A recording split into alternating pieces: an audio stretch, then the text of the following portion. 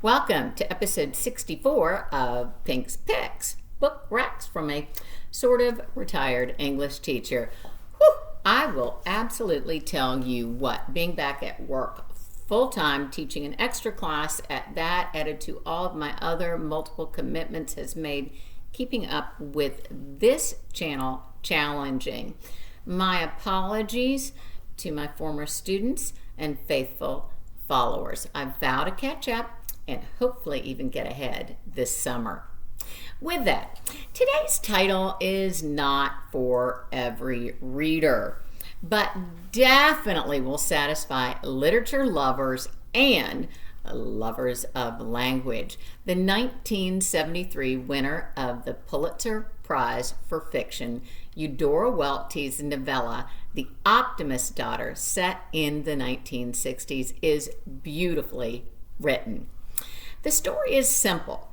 Laurel, an only child, World War II widow, and long-time fabric designer in Chicago, heads first to New Orleans to nurse her dying father, then to their small Mississippi town to bury him. While there, Laurel confronts her conflicted past as well as her juvenile stepmother, Faye, whose flattery and disparagement sound just alike. We all know people like that, right? Welty's writing is anything but simple. Throughout, her characterization is stellar, as are her foreshadowing, motifs, irony, imagery, symbolism, alliteration, analogies, and contrasts. For example, in a hospital corridor, there was a strange milking radiance that shone at night like moonlight on some deserted street. Memory returned, like spring, Laurel thought. Memory had the character of spring. In some cases, it was the old wood that did the blooming. Laurel could smell the fieriness of the flowers restored to the open air and the rawness of the clay in the opened graves. She also notes in this scene the contrast between the fresh camellias by some headstones versus the destructible plastic Christmas poinsettias on others. Days later, at home, the last of the funeral flowers had been carried out of the parlor. The tulips had stayed beautiful until the last petal fell. We have olfactory imagery, alliteration, sibilance, floral motif.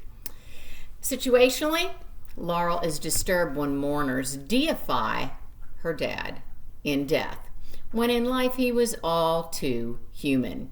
Equally upsetting is the warm, foolish pink that Faye chose for the lining of her husband's casket. An especially egregious error for a daughter who makes her living with fabric. My favorite scenes are when Faye's family, the one she said didn't even exist, crashed the funeral and blows Faye's cover. This reminds me of when Doc makes a surprise visit to Holly Golightly's place in Capote's Breakfast at Tiffany's. During the ride up to the cemetery, when the procession passed between ironwork gates whose kneeling angels and looping vines shone black as licorice, the top of the hill ahead was crowded with winged angels and life-sized effigies of bygone citizens in old-fashioned dress, standing among the columns and conifers like a set of passengers collected on a deck of a ship on which they all knew each other. Bona fide members of a small excursion embarked on a voyage that is just gorgeous. When Laurel greets the family's now aged housekeeper, Missouri, a still bright light in the now dim home, this is similar to Faulkner's Dilsey in The Sound and the Fury. And last, Near and dear to my heart is the scene where Laurel reads to her dad in the hospital and remembers her parents reading aloud to one another. This is much like in Welty's own childhood Mississippi home, where a premium was placed on books and reading.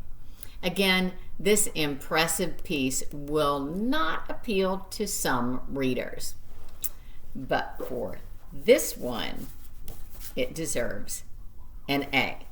Next time, I'll be discussing the best-selling debut novel, Shuggie Bain. Until then, make good choices and do your homework. Bye-bye.